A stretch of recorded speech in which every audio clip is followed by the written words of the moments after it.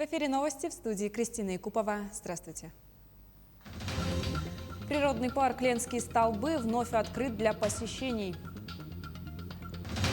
В Якутии за сутки выявили 97 заболевших коронавирусной инфекцией. Вакцинация продолжается.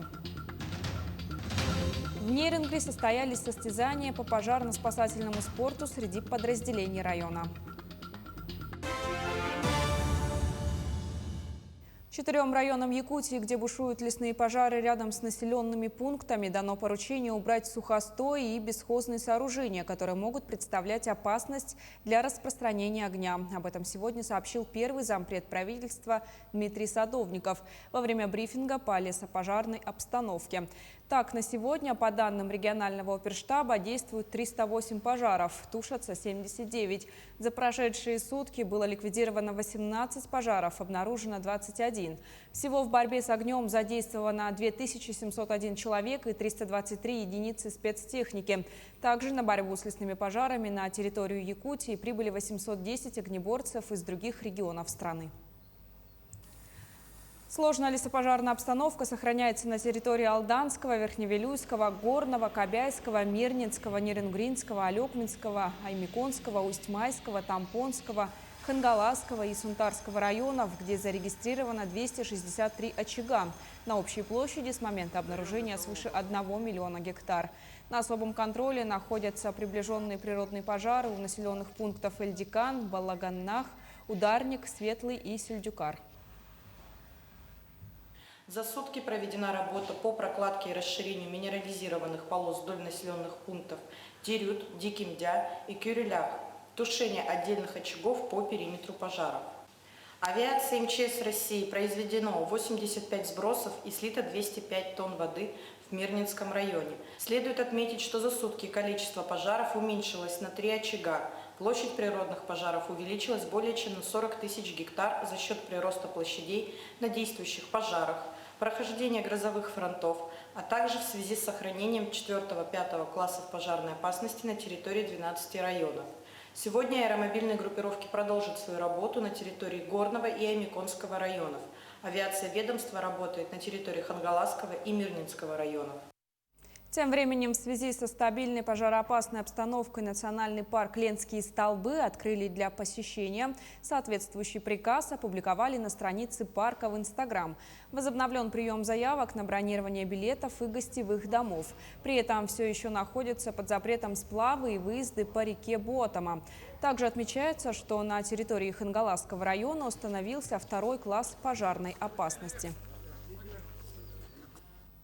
Информацию о пищевом отравлении работников золотодобывающего предприятия проверяют в Алданском районе Якутии. Уточняется количество человек с признаками отравления. В ходе проверки прокуратура даст оценку соблюдению санитарно-эпидемиологического законодательства при организации питания работников, требований иных норм закона. По результатам проверки при наличии оснований будут приняты меры. Прокуратура Алданского района с привлечением специалистов территориального отдела управления Роспотребнадзора в Алданском районе организовала выездную проверку по информации о пищевом отравлении работников на одном из участков золотодобывающего предприятия. Данные о количестве работников с признаками отравления уточняются.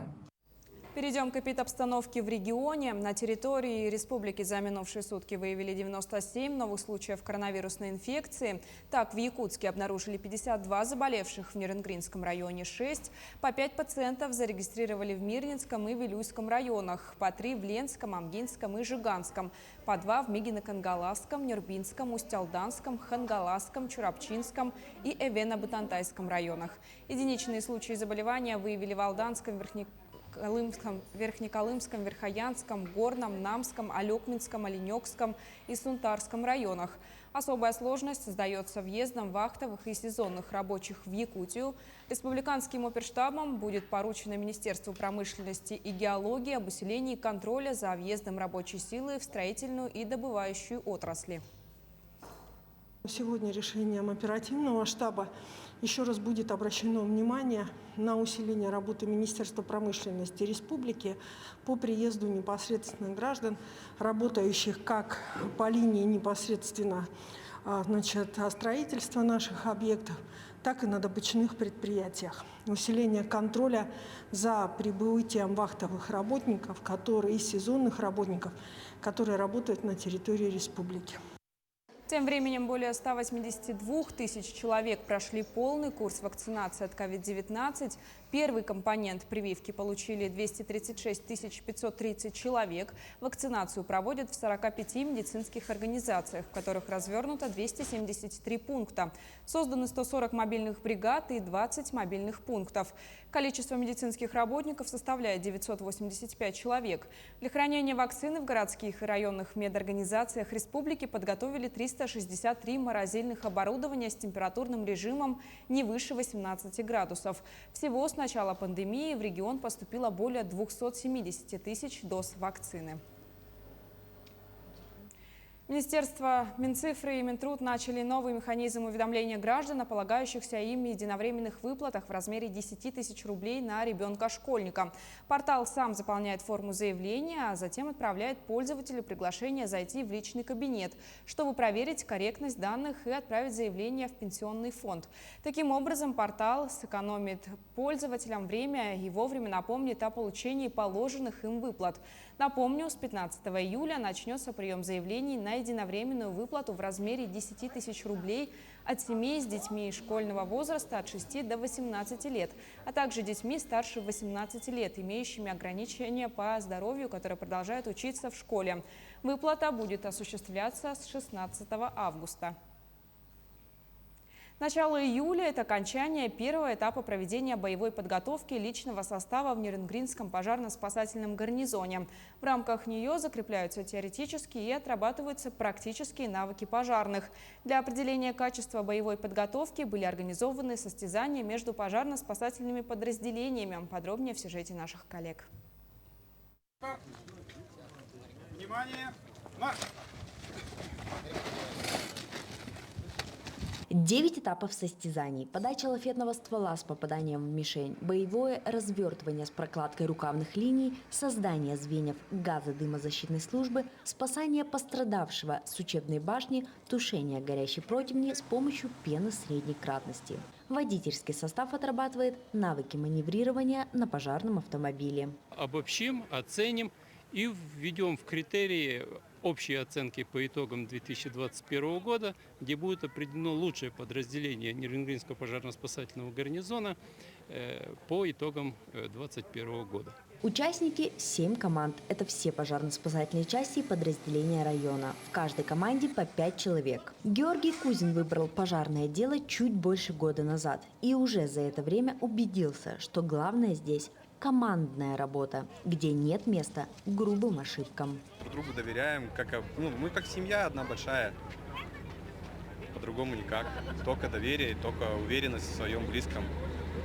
Каждый год пожарные состязания собирают много зрителей. И это неудивительно с такими зрелищными этапами.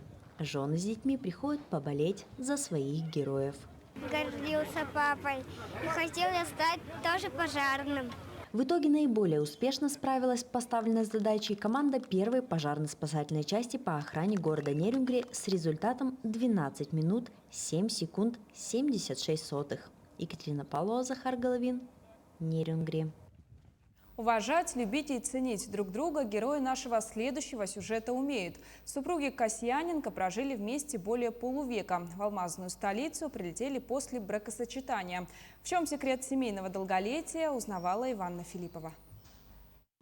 Ну как можно этого мужчину не любить, когда он работал, а я в школу ходила? Представляете, все девчонки обзавидовались. Первый подарок будущего мужа Нина Касьяненко хранит более полувека, как талисман их совместной семейной жизни. В этом году они отметили золотую свадьбу. Молодые познакомились в Светловодске. Ей было 14, ему 18. Анатолий с первого взгляда полюбил Нину, дарил цветы, водил в кино и таскал школьный портфель. Затем служба в армии. За 2 года влюбленные написали сотни писем. А в 71-м сыграли свадьбу. Через месяц молодожены прилетели в Мирный и сразу устроились работать в комбинат стройматериалов. Он сварщиком, я работала и бетонщицей, и арматурщицей. И поэтому все дома, которые вот есть частица нашего труда. А я успел и в КСМ отработать, и в УМТС. Для Анатолия Касьяненко эти два предприятия «Алроса» стали родными. Более 20 лет он посвятил строительству, а в управлении материально-технического снабжения отработал до пенсии. Коллеги его помнят как ответственного и высококвалифицированного специалиста. 38 лет, проведенные в составе компании, это достойный результат. Вы завершали трудовую деятельность в УМТС, но до этого прошли длинный трудовой путь. И я считаю, что это достойно уважения, достойно быть примером для каждого сотрудника. За личный вклад в развитие алмазной отрасли Анатолий Касьяненко получил почетную грамоту генерального директора «Алроса». Пользуясь моментом, бывшие коллеги поздравили семью Касьяненко с золотой свадьбой. Без поцелуев не обошлось.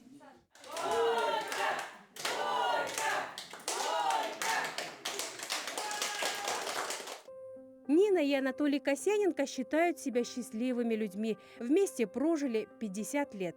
Не страшно тебе? Нет, не страшно. Разве мне может быть страшно с тобой? Ты что?